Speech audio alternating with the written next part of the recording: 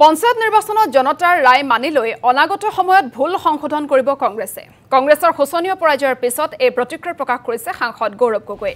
তৃণমূল পৰ্যায়ৰ পৰা দলৰ ভুল ভ্ৰান্তি আঁতৰাই 2026ৰ নিৰ্বাচনলৈ সৰ্বশক্তিৰে যুঁজিব বুলি মন্তব্য কৰিছে সাংসদ গৌৰৱ গগৈ। কোনো এটা পৰিস্থিতি সদায় কাৰণে স্থিৰ নাথাকে। এক বছৰ আগত ইয়াত আমাৰ উজনি অসমত পৰিৱেশটো বেলেগ আছিল। এক বছৰ পিছত আজি বৰ্তমানৰ সময়ত পৰিৱেশটো বেলেগ।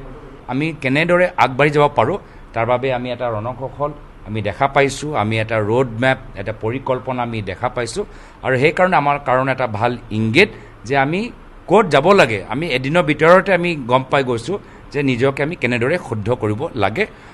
আমিও এই এক বছৰৰ ভিতৰতে নিজৰ স্থিতি ভাল কৰি অহা বিধানসভা নিৰ্বাচনৰ কাৰণে আমি আকৌ ৰিমেটচৰ কাৰণে এবাৰ আমি ৰাউণ্ডটো আমি মানি লৈছোঁ যে যোৱা বছৰ প্ৰথম ৰাউণ্ডটো আমি জিকিলোঁ, এবাৰ ছেকেণ্ড ৰাউণ্ডটো তেওঁলোকৰ ভাল হ'ল।